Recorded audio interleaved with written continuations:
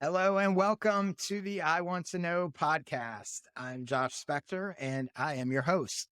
If you don't know who I am, I'm the creator of the For the Interested newsletter, which you can check out at fortheinterested.com. If you're new here, welcome. This podcast exists to help creative entrepreneurs get their questions answered.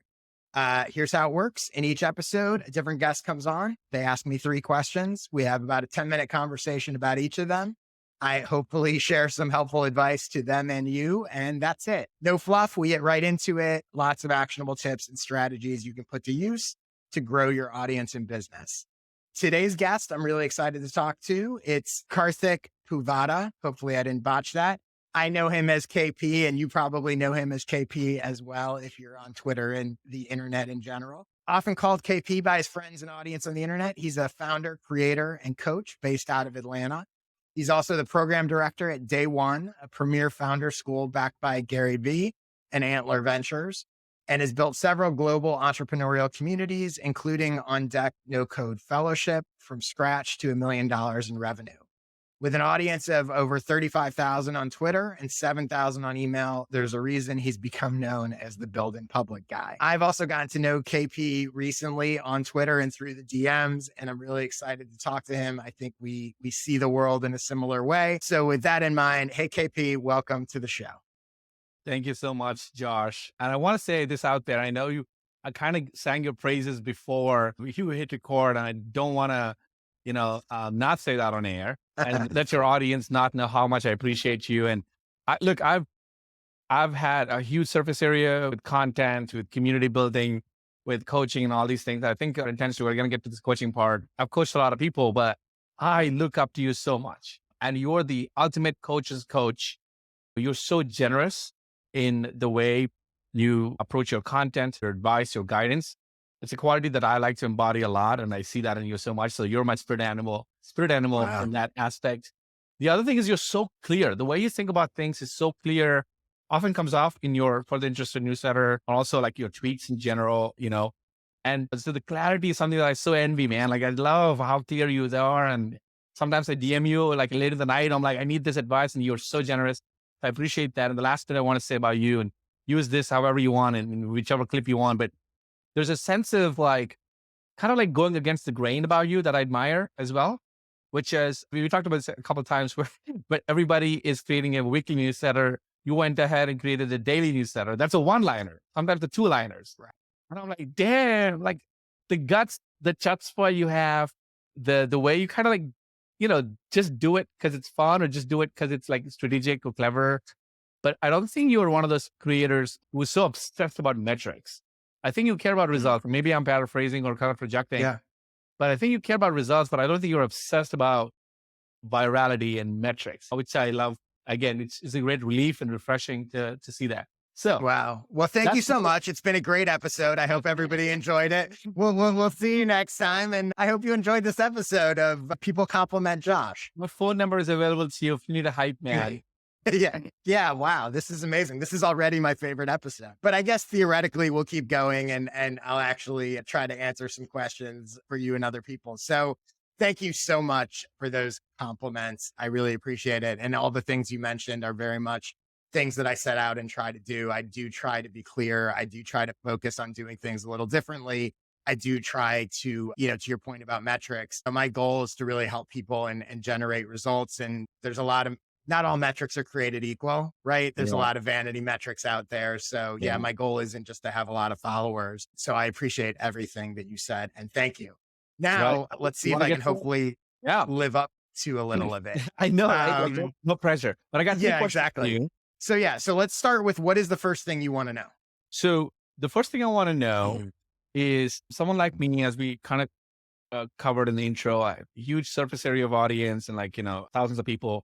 How do I validate, or first of all, how do I identify and validate among this, thousands of people that I have in my audience, who needs me the most, especially for a paid coaching service?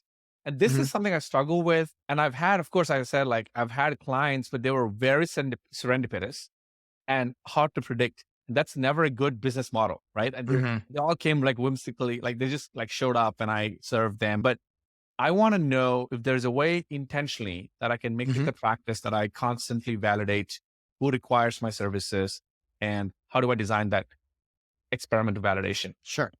So let's start with the premise that there are a lot of different people you can help in a lot of different ways. So rather than thinking about who are the people that I should most help or who are the right people for me, let's define what it is that you actually want Mm, and attract those people. So I think you're looking at it as like, where are the sort of right leads? What's the service? Where are the leads coming from?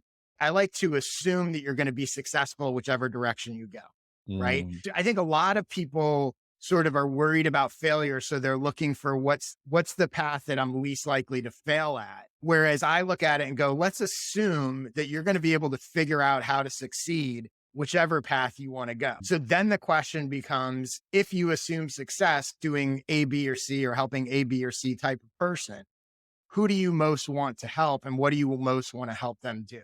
So let's start there, because then you want to engineer those attracting those people, right? So who do you think you would most want to help and what would you most want to help them do?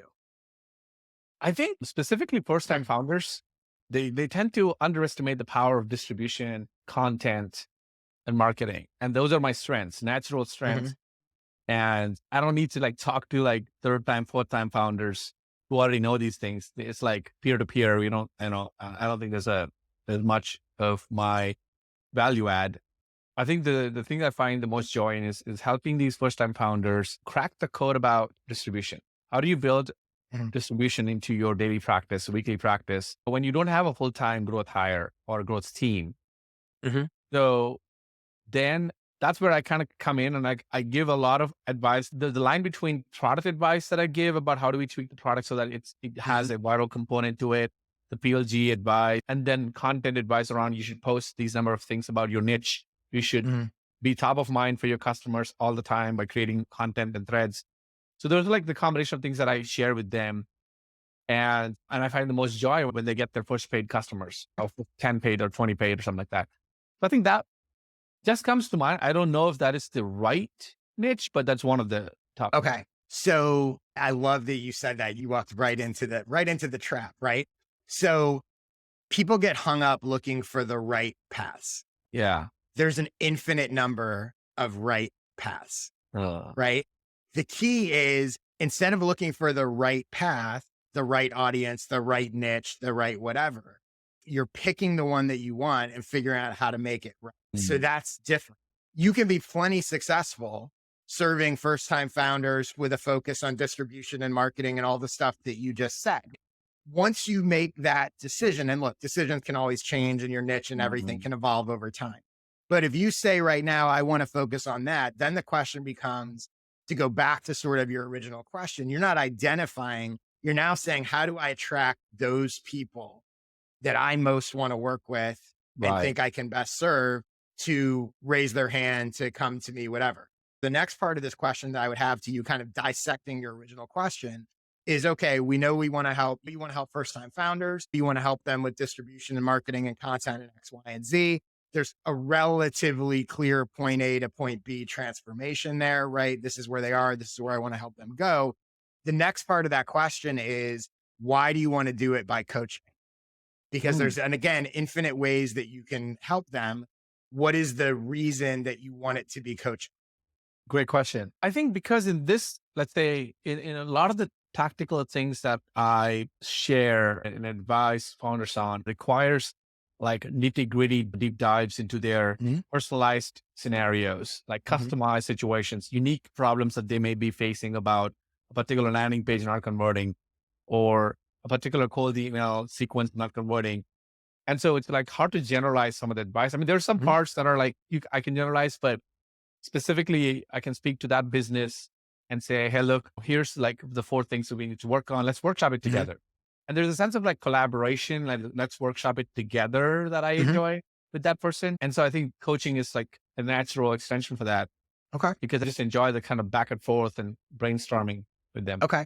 So we're gonna get into some of this in deeper detail, I think, in some of your other questions. But I think that's really important to put in your head, because if you want coaching clients. Part of the argument that you're making, sort of drawing a line in the sand, not in a combative way, but you're essentially saying, look, the reason people should hire me as a coach is because it's going to be the most effective or the quickest, the easiest, the combination of this is the best way to help you get what you want and get from point A to point B. You want to make that case in your own content, in the presentation of your coaching. It's not just, hey, I can help you in this way. It's there's a reason that I'm choosing to help you in this way because I believe this is a more effective way than a course, than reading a book, than consuming content, right? So you're making a case and an argument there so that it's not just, hey, I'm offering this result to these people, but there's a reason why I'm offering it in this format. And that will resonate highly with some people. Yeah. And with other people, it won't resonate at all. But that doesn't really matter because what you're trying to do is not be an okay option for lots of people, trying to be the perfect option for some people. So going back to your original question, how do you sort of surface those leads? Part of how you surface those leads is drawing that line in the sand and saying, this is what I believe. This is why I believe in coaching. This is why I believe you need a coach. This is why I believe I'm the one that can help you. Can I ask you a question? Go ahead. You kind of like make this, because in my head, there's like a lot of hypotheticals that are floating around, as you said, that are drawing from your own experience when you were a coach. Yeah. Can you give me and the audience an example of where you went from were you ever in my situation early on or in the beginning and so I'm curious, like, give me an example where you went from my situation where you're like confused about what the kind of client you want to serve, blah, blah, blah. And then you were like, no, here's the line I'm drawing. Yeah. Here's what it's going to be about. And you actually now have tangible proof that has worked. Yes. Like maybe you had 4 clients of that top, for example. So a couple of different things. So one is early on, like you, I was like, I could help a lot of people in a lot of different ways. Right. So you could hire me to write social posts for you. You could hire me to run Facebook ads for you. You could hire me to have a sort of one-off consulting call. You could hire me to help you come up with an ongoing strategy, a million different things. Right. You could hire me if you were starting a newsletter. You could hire me if you had an established newsletter, all of that stuff. So along the lines, as I did a lot of what I'm saying to you and thought through like, okay, just because I can do these things, all things being equal, assume success. What's the stuff that I most want to do? What do I most want to do? And how do I think I can best help people? I can run Facebook ads for people and it's helpful. I don't really want to do that.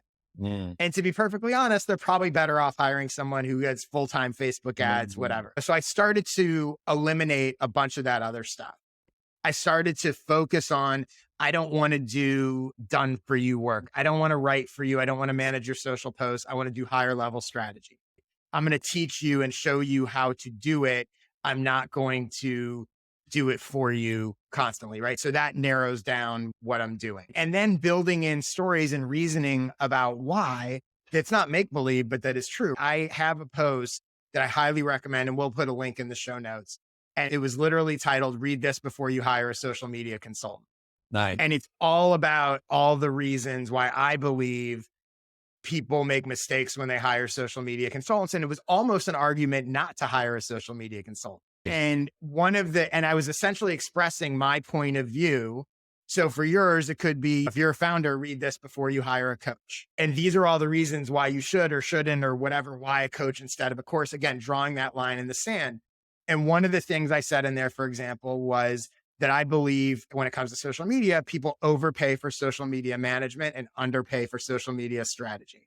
Yeah, that they hire a person or an agency to manage their stuff. But in reality, that's not hard and you shouldn't pay a lot of money to do that. What's hard is the strategy of what you post. That is a point of view, a line in the sand that's going to resonate with some people and not resonate with others. But it's going to resonate with the people that I most want to work with, the ones who want the strategy. No, that's brilliant. Yeah. Yeah. And so let me give you an example. And obviously we're just talking about this now, but I was looking at what I believe is your current consulting page, right? At intro.co/KP. And again, we'll put the link. So that's actually one of the many, but that's also my problem. Just like you, like I have so many shots of consulting avenues that are all over the place. And what I want to do is consolidate everything to flow through a single funnel, which I have to get there. But anyway. Which is also common and becomes much easier to do when you've thought through strategically Yeah. how you're approaching this stuff. But let me give you, so just in looking at that quickly, and I just want to point out a few things that I do think are relevant to this in terms of what we're talking about. So the first is on the page, you have this about me section. And I understand that it's titled about me. And you say, oh, storyteller, podcast host, community builder, passionate about no code and the building and public movement that's helping startup founders build an audience on the internet and attract opportunities. Built over 15 no code projects, all in public, grew my audience from 414 people to over 30,000, blah, blah, blah. Interviewed world-class entrepreneurs. Then at the bottom, you have things I can advise on: community building, no code, startups, podcasts, growing an audience on Twitter. I love helping others and can't wait to connect. All of which is true and fine and shows some of your credibility and all of that, right? But it actually should lead with how you can help people and who the specific people are you want to help. That your about me isn't actually about you. You're giving all the sort of credentials, but really that person that's looking at that is trying to figure out whether or not I should hire this guy. Is this for me? What you want to lead with is, I help these people get this transformation. Sure. And the other thing is you list, what's interesting is so you list, when you say, oh, I can advise you on X, Y, and Z, number one, you're doing exactly what we just talked about, where you're like, I do all these million different things. Yeah. Versus going, I want to help. And again, you do that and everyone does that. It's a natural instinct because you're like, I can do all these things and I don't want to lose business or turn people away. But in doing that, again, you fall into well, this guy seems okay for everything versus the guy to talk about to help me in this specific thing. What's funny about this, like the way you present, even like this sort of conversation that we're having, is something that I had early on about myself, my own content career. And I took this intentional step in 2020 where I was talking about everything on my tweets, everything under the sun. And then I said, no, I'm going to be known to be the built in public guy. Yeah. And it was a tongue-in-cheek joke. Of course, I knew that it was like a very, very clear sort of tongue-in-cheek reference. Yeah. But I was so obsessed and focused that I'm going to create the most content on that topic, which I did. And now nobody even bats an eye about that at and all. I'm sure it helped you grow and take off because all of a sudden people... I went from 0 to 3K in like 2 years. And from there, everything I touched was thousands of followers because I was that guy. Of course, that also alienated people who wanted to talk to you about other things. Yeah. Or they thought like, why is this the only thing? I'm like, no. That's the entry point to get to me. I offer other things, but that's what I'm drawing. That's the bat signal to the world. Yeah. And it's so funny because I haven't made the transition to take that approach. Right. And carry that over into your coaching. And so, so here's the other thing, right? So you say, and again, these are little things, but I think these little choices and these little words make a huge difference, right? Yeah. So, you say I can advise on these topics, but you're not actually talking about goals and results. So a little bit with the grow an audience on Twitter, but you say I can talk about no code and startups and podcasts. That's really different than going, I can show you or help you grow your podcast. Yeah. I can help you monetize your podcast. Yeah. I can help you launch a startup versus manage an existing startup. Getting way more specific will be helpful as opposed to, I generally talk, I can advise you about these topics. Yeah. Any idiot can talk about podcasts. It's not big. What does that mean? You want to talk about you want to pitch the results that they want. Another thing it's missing is you don't really give a clear reason why people should choose you as opposed to other options. So you give your background, but there's not a lot of this is why. There's a lot of people that coach on these topics. Right. Why you? Right. Yes, you have credibility. So that speaks to it a bit. Right. A lot of people pitch their services in a way that this is a thing that will help you get this, but they sort of forget that you're not just trying to convince them to hire a coach. You're trying to convince them to hire you as opposed to another coach or another course or whatever. The other thing I would say, just two more sort of quick minor things here. You have a lot of testimonials on the page, which is awesome. Social proof is great. They're very generic. Right. KP was great. Right. He really helped me. And when they're very generic, people are less likely to believe them. Not that they're fake, but the point of a testimonial is to help you overcome an obstacle. Yes. So there's a book called The Brain Audit. Have you ever heard that or read that? Highly recommend it. So there's a section in there about what he calls reverse testimonials that are ridiculously powerful. It's just literally a series of questions to give people to answer, and then how you construct testimonials that are more powerful. It's probably a couple pages. The whole book's good, but that's Right. probably a couple pages in the book, and it will totally change how you get testimonials. And one of the things, like the first question they have you ask people is basically like, what almost prevented you from hiring KP? Mm. And so what you get is you then get testimonials that start with, I wasn't sure it was going to be worth the money. I wasn't sure he had enough knowledge about podcasts. And Mm. now, but then I did it. And so your testimonials are now literally addressing obstacles. Objections. Yeah, absolutely. Right. Objections. Super powerful. And then the other thing I would say is there's a calendar on here for people to book you. But what you wind up, just like what anybody winds up with, is a calendar of open times that sends a message to people that this guy isn't really into me. Mm. You think it's convenient. Right. It's actually working against you Mm. because they're going, this guy has 20 open times Lots. and only Right. 2 that are booked. So subliminally, does that make someone scarcity and Right. urgency drives sales? So that convenience is actually working against you. You'd Mm. be better off, even if you were going to use that calendar, let people request a book with you and then send them the calendar, as opposed to having it on what is the equivalent of your sales page. Mm. So cool. So I a love bunch it. of stuff for you to think Yeah, about there. I think I'm gonna literally, I'm not joking, but I'm gonna like actually listen to this own podcast myself, take notes, and make some edits, because I just to what you said, like there's a lot of difference between presenting yourself as a business, Mhm. because then you could get objective, and you think it's all of the stuff you told me make a lot of sense when I think of on deck or day one. Yeah. But actually, to your point, customer psychology doesn't judge if I was a business or if I Yeah. was creator brand. They want to hire you and they go through the same sales psychology, which I just touched on. So Also, everything becomes much easier when you're clear on exactly who you want. All the messaging, everything becomes easier. easier. It's much harder when you're not sure. Like I could do a bunch of different stuff, and so that will help you. Let's get to your second question. What's the next thing you want to know?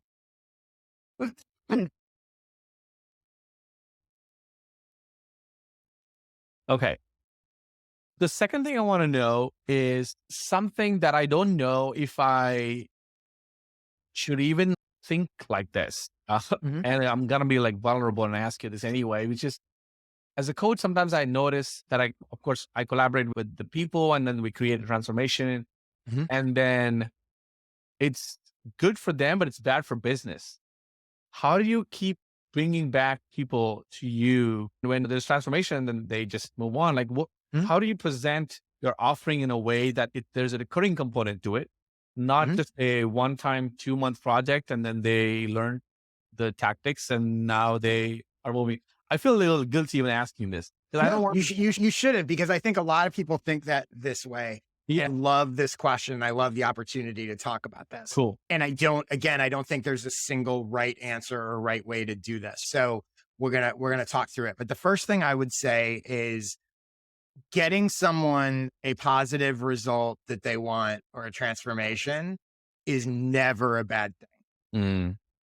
no matter what. It's never, and not just, never a bad thing for your business. So Mm. while it may seem like I was able to solve this person's problem in 10 minutes, let's go to the extreme, right? I was able to solve this person's problem in 10 minutes. And so I can't charge them for 10 months of work. That's not a bad thing. Big picture, right?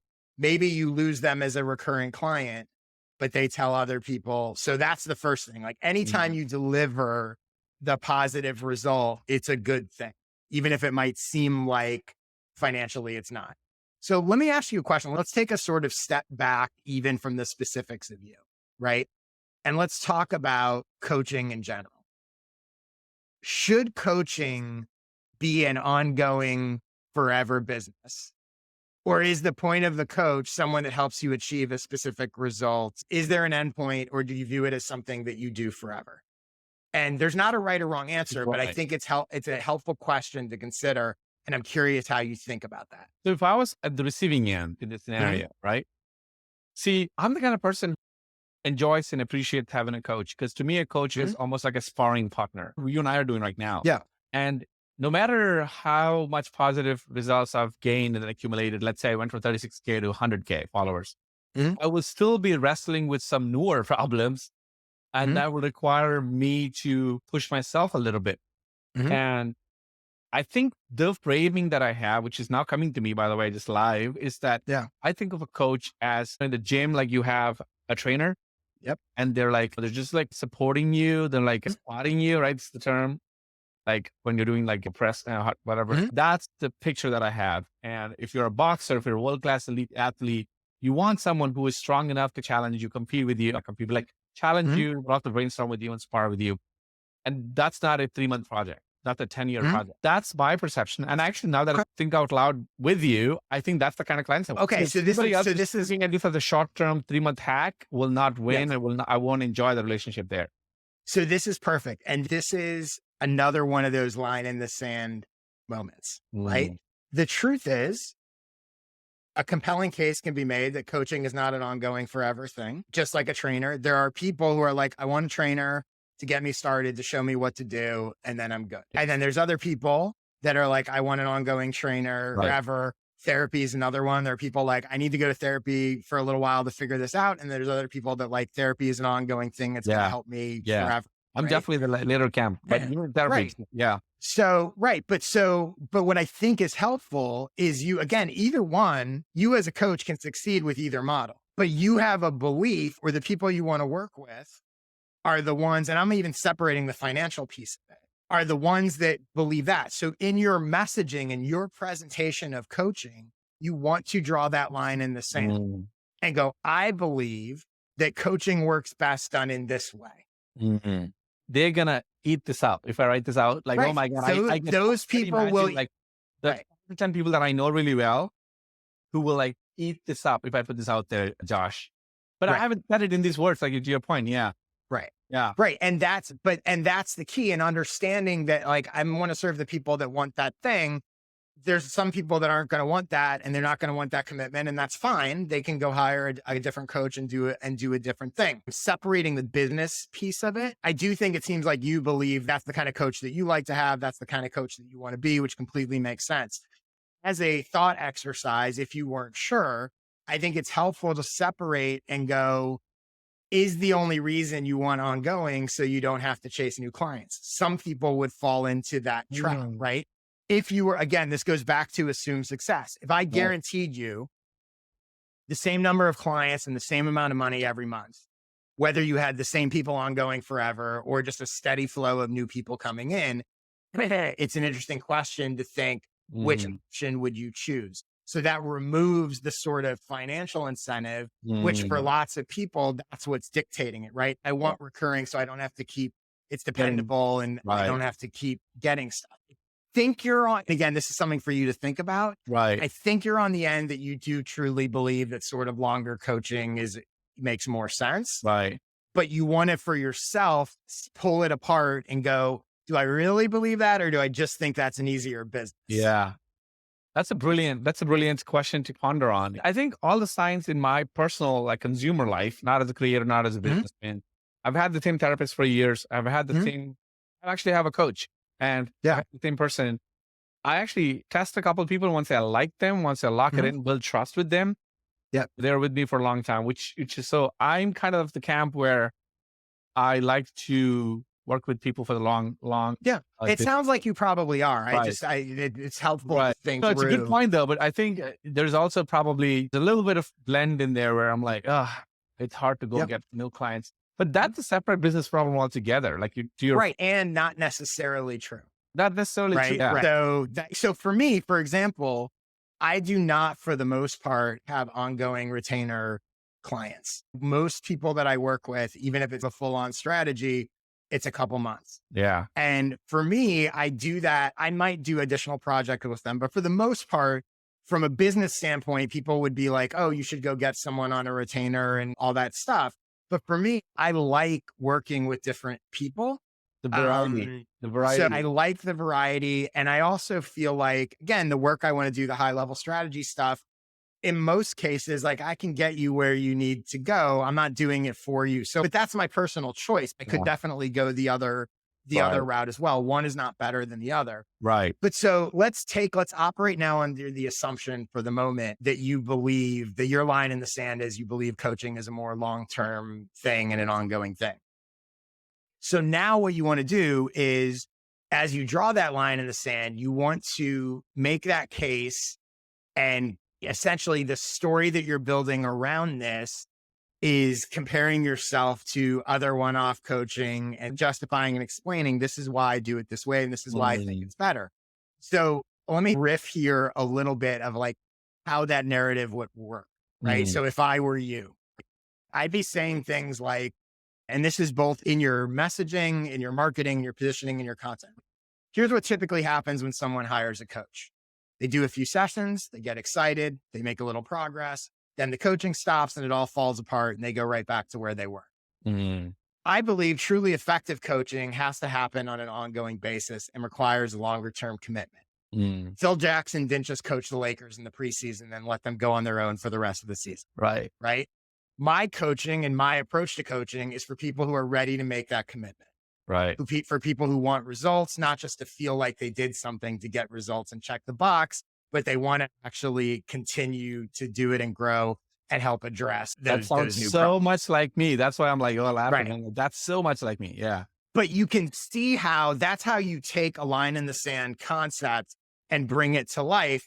The people that believe that are going to be way into that. Yeah. And they've probably made those mistakes. Yeah. They've hired a coach. It started good and then they stopped and everything fell apart. They want that different level of thing. And then there's going to be other people that are like, I'm not committing to a year. I don't want to, whatever. The next thing is, once you decide the direction you want to go. So if you're going to emphasize longer term coaching relationships, you should package and price your services accordingly. For example, you might say, this is what I believe. So I only take on clients with a minimum 6-month commitment, or I only take on clients with a minimum 1-year commitment. That's scary because you think it might scare people off, but the people it's going to scare off are the ones you didn't want to work with anyway. Yeah. So the key is in all of this, figure out what you really want, how you want to structure your coaching, how and why you believe that structure is the most effective, not just for you, but for clients. Message the reason that you believe that, and then align the structure of your service to reflect that, right? This is where you want to be careful. If you're out there saying, I believe effective coaching really requires a longer commitment, but I'm happy to talk to you for 15 minutes. That sends a mixed message and undercuts your own beliefs. Right. Not that you can't talk to someone for 15 minutes. Right. You can, but you can see how you're creating some dissonance. Alignment is really important. Cool. Hopefully you're finding this helpful. I'm loving this sort of deep dive into coaching. So let's get to your third question. What's the last thing you want to know? So the third question that I have, the third thing that I want to know is, so now that we've clarified niching down, focusing on a specific ideal customer group, then the question is around pricing, right? And how do you position pricing? Because it feels so arbitrary, because there's in the tangible world, I can like physically see this mug could cost $5 or this AirPods could cost $150, whatever. But in the intangible world that we live in as coaches, it really is, you make up your price, right? So how should coaches think about this? How should I think about this, given that I drew the line in the sand and I only serve these kind of people and I only want like maybe 3 clients to go long distance, as we talked about, because I'm not into like short-term thing. So how would I position myself? What is the ceiling? What's possible? And all these, this is like a bunch of questions about pricing. Yeah. It's totally understandable. You have a bunch of questions about pricing because everyone has a bunch of questions about pricing, right? Like it's fascinating. It's complicated. It's all over the place. Pricing in large part is perception. Even in terms of physical products, why are some t-shirts $5 and some $500? Yeah. It's all perception and what people are actually buying. Yeah. Are they actually buying a t-shirt, or are they buying what the t-shirt says about them? Are they buying status or whatever? So my first thing is, I would say it is absolutely possible to charge high prices, to go high tier with coaching. Like I would argue there is no ceiling actually. So how the question becomes, how do you do that? And so one obvious, although both obvious and obscure answer is you create higher value and you can attract higher paying clients. But then you have to define what is that value, what is higher value, et cetera. One thing, a minor thing that I would definitely consider is the words you use and how you present your service can have a huge impact. Cool. So I'll give you in people's, again, perception of value. So I, for a couple of years ago, had a paid newsletter. And when it was a weekly newsletter and I would, it was called This Is How I Do It. And I would share behind the scenes of how I did stuff in my business. When I stopped calling it a paid newsletter and started calling it a collection of resources, sales went up. Same product, same every week. I send you an email with a new resource, but there was a perception that paid newsletter was only worth X, right? Or wasn't worth it, whatever. Maybe even they were like, oh, that kind of feels like I don't need another newsletter or whatever. And all of a sudden, when I started referring to it as a collection of resources, it felt more valuable or people were more likely to buy. So keeping that in mind, the words you use to describe your service are really important. And there's no necessarily obvious right or wrong. It's just different things convey different messages to different people. Whether you call what you do coaching or consulting or advising or mentoring or whatever you like, each of those things have a different connotation in certain people's mind. They may be more willing to pay a higher amount for an advisor than they would a coach or vice versa. It all depends. They may say, if, using the term founder coach might appeal to some people. Using the term entrepreneur coach might appeal to different people. So there's no right way, but it's something to think about and be very strategic about what terms you're using and why. Maybe having conversations with people or seeing how people react to different terms, that kind of thing. The other thing about price is as you're thinking through what you're doing, all of this stuff is connected. Let's just say hypothetically, you wanted to build a $20,000 a month coaching business. So right now, and again, I'm just looking at your site. So I think on your site, you charge like $330 for a 1 hour call. Roughly. So let's think about that in the big picture of these ongoing clients. And if your goal was 20,000 a month. If you're pricing a weekly 1 hour call publicly out there at 330, that means if I was going to get a weekly call with you on a monthly basis, that's $1,300 a month. You've just boxed yourself in. Unless you're offering a different service in the bigger package. Again, I'm saying if a ongoing retainer is 1 call a week, hypothetically. Unless you're offering a different service, you can't justify charging more than $1,300 for monthly coaching if you've gone out publicly and said it's $330 an hour. Now, at that rate, which you have established for yourself by saying it's $330 an hour, you would need 15 monthly clients to hit 20,000 a month. So that's not realistic, nor even not realistic because you couldn't sell it. But you probably don't want to and can't manage 15 monthly clients doing weekly calls. That's a lot. So by setting and establishing publicly a $330 per hour rate, you've essentially blocked yourself from the potential of having a 20,000 monthly coaching business. That's what I mean by you've boxed yourself in. So that's something you definitely want to keep in mind, that whatever sort of smaller stuff you're going to do. Now, look, you may decide that your monthly coaching service is a different service and has different elements, right? So you might go, it's a weekly call plus access to me via email. You can tweak the product, but it's something to understand that those low level prices do put a bit of a sort of anchor in the ground and can impact what you're doing, especially when it's publicly available. I think especially as the clients and the leads see the information that's all public sphere, right? Because they're thinking the way you're thinking right now, because they don't know the context of what's happening.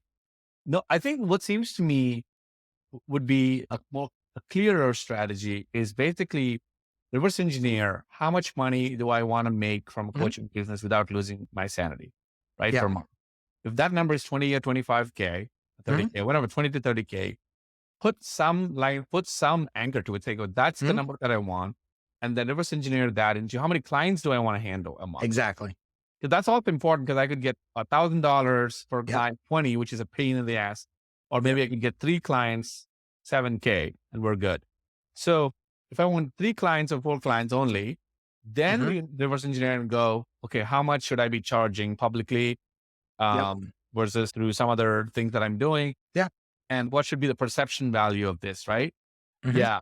This is And I would also go even a step further, right? So let's say you did decide that. Let's say you're like, I want to do 3 clients at 7,000 a month. And then you go, okay, I'm going to make the argument that this is worth 7,000, but like that person who's that founder who's trying to figure out marketing, distribution, whatever, if they have a budget of 7,000 to spend on improving their marketing and distribution, what could they do? They could buy this course, they could hire an you want to hire employee, growth they could agency, run hire an Facebook employee. ads, they Right, could right, do whatever. So right. in your mind, you know that you have to figure out how to make the argument that the 7,000 they're going to spend on you Is is it going to better? get them more than whatever else they could spend. Yeah. on. And that argument can certainly be made, right? That may seem intimidating, but it can absolutely be made. But and this gets back to the sort of why are they choosing you, or in this case, the point. Once you do the sort of reverse engineered math and figure out this is what I need to sell, this is a mistake people make a lot of times, especially you see it a lot with like ads and sponsorship. I come from the entertainment industry, right? A movie studio has a budget to buy ads to promote their movie. Right. They have to spend that money. Right. Your pitch is not trying to get them to spend money they weren't otherwise going to spend. Your sales pitch is this is why you should spend that money with me as opposed to this other publication or this other thing. That's subtle, but it's really different. The Right? contrast. The contrast. Right. Your client has, in this disappointed. hypothetical example, right? Your potential client has already committed or has budget to spend $7,000 on marketing, making this up. Right. Your sales pitch is this is why you should spend that 7,000 with me, as opposed to hiring an employee, buying Facebook ads, doing whatever it is. And if they don't have that 7,000 to spend, yeah, you could still pitch them, but you're much better off going after the people that have the money to spend and winning them over, as opposed to trying to get them to spend new money, which is significantly Harder. Yeah. The other thing I would say is target audience is a huge piece of this, obviously, especially when you start talking about higher tier. If you go after people that are just starting out or people that don't have much money to invest, you can only charge so much. Yeah. And I'll give you an example because this is something I'm going through right now that I'm actually getting ready to launch in the new year. I think I'm 95% sure. And I haven't talked about this at all, but I'm going to launch. I'm not even sure what I'm calling it yet. That's how new it is, but some sort of mastermind cohort type thing. It's not going to be a mastermind group coaching, whatever. It's not going to be a course. And I'm specifically aiming it at people who use newsletters to get clients, Right. not to sell ads, not to just grow an audience, but to get clients. Why am I doing that? I'm doing that because there's a concrete and specific revenue I'll help them create that justifies a higher price. It's more valuable. Whereas I could do the same thing and sell it to people who are just trying to get free newsletter subscribers or just starting out, whatever. But if I want to charge a higher price point, I need an audience that justifies that higher price. That is an example when you think about your coaching. So if you want to make 20,000, if you want to charge 7,000 a month, you need to be going at an audience and presenting yourself to an audience that this is for, that has that money. Right. So there might be a difference between, and you need to figure out for yourself what that is, but there's a difference between first time founders that have funding and first time founders that are bootstrapped. Yeah. Huge difference. Right. Huge difference. So you might decide that, yeah, you help everybody, but that really your coaching is for first time founders that have funding. Like a seed round or or have income. They have something happening. And I think that's another way to look at it, right? To go, look, you're going to pay me 7,000 for coaching, but this coaching over the course of the year is going to help you double your income. Revenue. Or so like for me with this newsletter course or not course, but this mastermind thing, which, you know, I think is going to be at the moment, I'm thinking it's going to be a 4 months mastermind, limited number of people, going to charge $2,000 for it. So in my mind, I go, if you spend $2,000, right, and I can help you get a couple clients, probably going to pay for itself. That's super different than if I said, I'm going to charge $2,000. I'm going to help you get 1,000 free newsletter subscribers. Right. Now I'm asking you to, even if you're happy with it, right? Even if it's quote unquote successful. And I think that's for you. What does successful look like for your potential clients? So hopefully you can see like the big takeaway here. And I think this is a good summary of kind of everything that we've talked about is there needs to be alignment in what you offer, who you offer it to, how you price it, and how you present it. When those four things are aligned, it will not fit everyone, but it will really attract and convert the people that you most want to work with, which is the whole point of all of this. Absolutely. Love it. I think, I mean, there's so many sort of tangents you went on that were useful and to sit down and really ponder on, especially for my use case. I got like a couple ideas that I want to put pen to paper and draw it out and see if that resonates with like how I want to present myself. But I think this has been awesome, man. Thank you so much. Cool. Thank you. And I'll give you one final note as you do that.